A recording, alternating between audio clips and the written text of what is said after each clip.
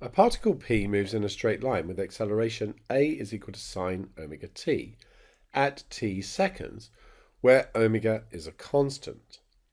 Initially, the particle is at rest, and its displacement from a fixed point O on the line is 1 meter. Find the velocity of p at any time t. Find the displacement of p from O at any time t. And find the value of t when p next comes to instantaneous rest. So, in part A, we want to find the velocity.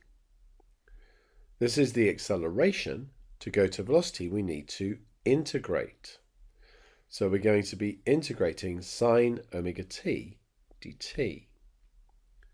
Sine integrates to negative cos, and because we have the constant in here, omega, we also need to do the reverse chain. So we get negative cos omega t divided by omega plus a constant. Now we're told that initially the particle is at rest. So that means that v is equal to 0 when t equals 0. So 0 is equal to negative cos 0 over omega plus c. And of course we know that the cosine of 0 is 1. So c would be 1 over omega. So that gives us that the velocity is 1 over omega, that's our constant. Take away cos omega t divided by omega. We now want displacement. Displacement means that we need to integrate the velocity. So that's going to give us now, remember, 1 over omega is a constant, so it will be 1 over omega times t. Take away, cos integrates to sine, and we need to use the reverse chain again. So notice that we have an extra omega on the bottom, and now that's omega squared plus a constant. We were told that s was equal to 1 when t was equal to 0. So 1 is 1 over omega times 0.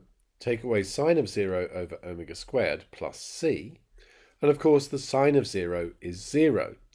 And that tells us that c is equal to 1. So s is going to be 1 over omega t. Take away sine omega t over omega squared plus 1. So we now want the value of t when p next comes to instantaneous rest. Remember, we know that initially the particle was at rest, so that's when t equals 0. When's the next time? So v is equal to 0. We know that 1 over omega, take away cos omega t over omega, is the velocity. So that's equal to 0. That means that cos omega t needs to be equal to 1, because then we have 1 over omega take away 1 over omega, which of course is 0. Now, that certainly happens when t is 0, because cos of 0 is 1. But that's the initial velocity. We want the next time. So when is the next time that the cosine takes the value 1? The next time is when the angle is 2 pi radians. So therefore we need omega t to be equal to 2 pi, which tells us that t would be 2 pi divided by omega seconds.